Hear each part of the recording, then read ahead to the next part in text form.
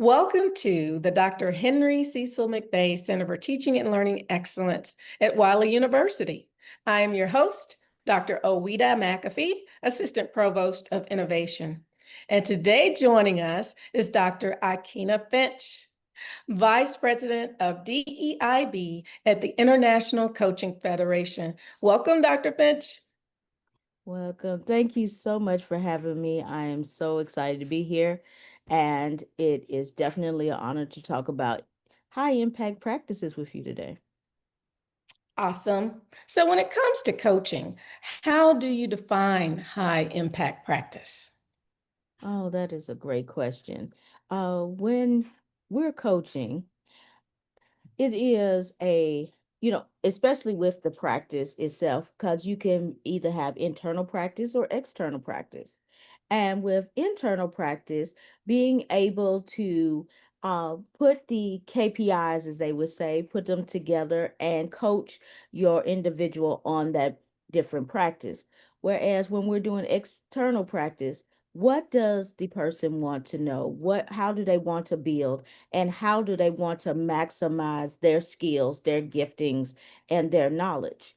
And that would be one of the ways that I would explain high impact practice. How are you leveraging what you have to the best of your ability to create the best outcome and results? Okay. So please share with us a memorable moment in coaching. Ah, well, there are so many, especially in my department of DEIB. Even before I became vice president, I was a coach and I was also a coach educator. And one of the things that was very memorable to me, because I got to train educators how to be coaches. And it was so wonderful to see them use their coaching skills to elevate their students, to take them into a next level. Whereas before they would say, "Oh, why are you doing it this way? Why are you doing it that way?" Instead, they would change their questioning to, "How does this resonate with you? How do you feel you using the skills that you're learning from this class to elevate you to the next level? How do you see this differently than what is on the screen or in your textbook? How are you moving the needle?" And just certain questions like that started sparking interest in the students that may have not been there before. And the conversations became different, the learning was different, and actually the learning became deeper because of those coaching skills. So being able to use that as a professor can truly be groundbreaking to a new student or even a seasoned student that's getting ready to get that degree. That one little question, that new nuance can make a person take another step to that greater. And that would be my thought about high impact practice. How can you help them take it to the next level of their greatness? Not how you see greatness, but how they see greatness. Absolutely. So, how can you help faculty to feel comfortable with coaching? Ah, that is a very good question because a lot of times coaches come from a place of mentorship.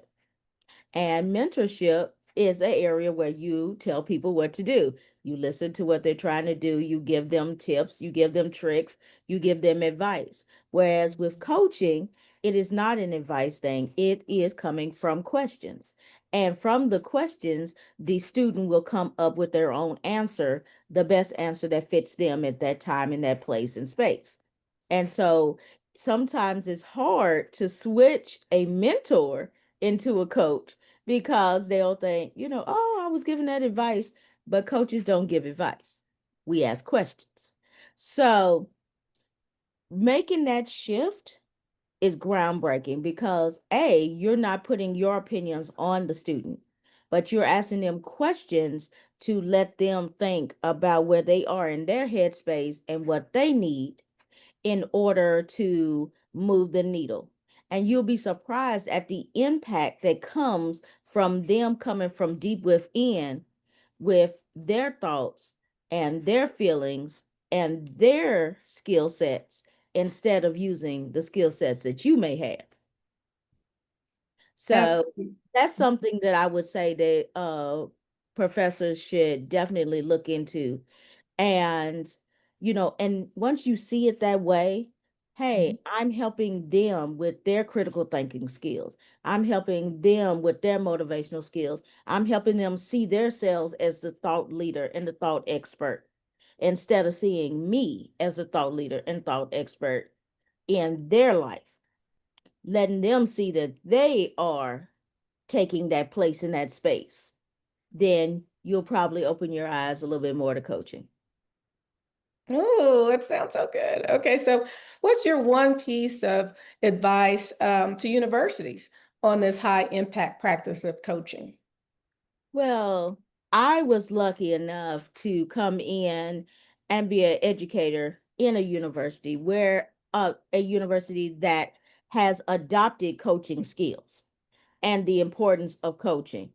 And to see classes of 125 coaches coming to learn coaching skills and then to implement them into their classrooms and into their professional skills and as well was a game changer. And I mean, we did different session after session after session, and to see the techniques of the professors change, to see the camaraderie change, to see the thought patterns change, and also just to see the morale change, to see that uh, you would pour this much time and effort into your professors is a game changer.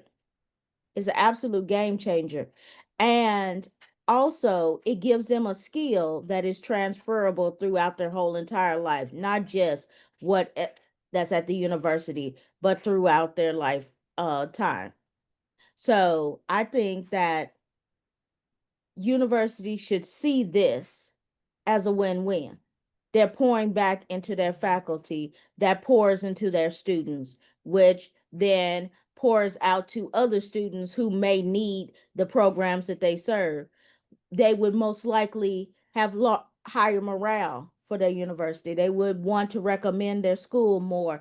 They would have a deeper sense of learning because of the way the coaching has infused into the educational piece. So it is definitely something that universities should think through, because there are many examples of universities already using coaching skills with their faculty and with their students, and the results are clearly there. Thank you. Thank you so much. We've been talking with Dr. Aikyna Finch, Vice President of DEIB. Until next time, everyone, I'm Dr. Ouida McAfee, your host. Go forth inspired.